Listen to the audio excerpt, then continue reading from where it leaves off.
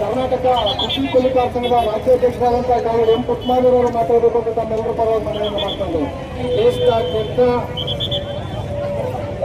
500ಕ್ಕೂ ಹೆಚ್ಚು ರೈತ ಕೂಲಿಕಾರ ಸಂಘಟನೆಗಳು, 30ಕ್ಕೂ ಹೆಚ್ಚು ಕಾರ್ಮಿಕ ಸಂಘಟನೆಗಳು, 6ಕ್ಕೂ ಹೆಚ್ಚು ಕೃಷಿ ಕೂಲಿಕಾರ ಸಂಘಟನೆಗಳು ಸೇರಿ ಸಿದ್ಧತೆಯನ್ನು ಮಾಡಿಕೊಂಡು ಈ ದಿನ 50 ಕೋಟಿಗಿಂತ ಹೆಚ್ಚು ಜನ ಇವತ್ತು ಇಡೀ ದೇಶದಾದ್ಯಂತ ಬೀದಿಗಿಳಿದಿದ್ದೇವೆ.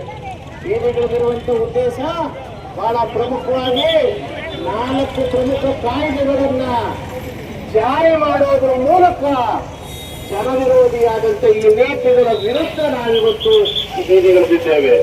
ಒಂದನೇನು 4 ಲೇಬರ್ ಕೋಡ್ಗಳನ್ನ ಅವರು ಜಾರಿ ಮಾಡಿದ್ದಾರೆ.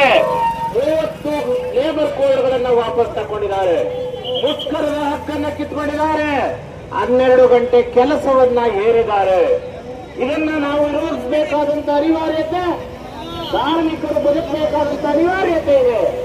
ಅದರ ಜೊತೆಗೆ ಮನ್ರೇಗಾವನ್ನ ರದ್ದು ಮಾಡಿ ನಾಥೂರಾಮ್ ಗೂಡ್ಸೆ, ಗಾಂಧಿಯನ್ನ ಕೊಂದಂತ ನಾಥೂರಾಮ್ ಗೂಡ್ಸೆ ಹೆಸರಿನಲ್ಲಿ ಎಬಿಜಿ ರಾಮ್ಜಿ ಎನ್ನುವಂಥದ್ದನ್ನ ತಂದು ಕೂಲಿಕಾರರ ಬದುಕನ್ನ ಇವತ್ತು ಅತಂತ್ರವಾಗಿಟ್ಟು ಹೊರಟಿದ್ದಾರೆ.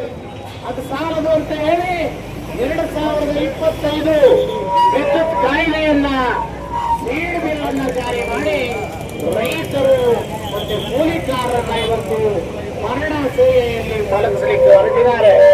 ನಾವಿವತ್ತು ಮೋದಿಗೆ ಕೇಳ್ತಾ ಇದ್ದೇವೆ, ಮೋದಿಯವರೇ, ನೀವು ರೈತರು, ಕೂಲಿಕಾರರು, ಕಾರ್ಮಿಕರ ವಿರುದ್ಧ ಯುದ್ಧವನ್ನ ಸಾರಲಿಕ್ಕೆ ನೀವು ಹೊರಟಿದ್ದೀರಿ.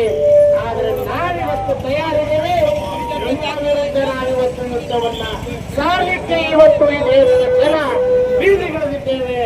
ಈ ಯುದ್ಧದಲ್ಲಿ ನೀವು ಗೆಲ್ಲಲಿಕ್ಕೆ ಸಾಧ್ಯವೇ ಇಲ್ಲ. ಈ ಯುದ್ಧವನ್ನ ಖಂಡಿತ ಈ ದೇಶದ ಕೂಲಿಕಾರರು, ಈ ದೇಶದ ಕಾರ್ಮಿಕರು, ಈ ದೇಶದ ರೈತರು ಗೆದ್ದೇ ಗೆಲ್ಲುತ್ತೇವೆ.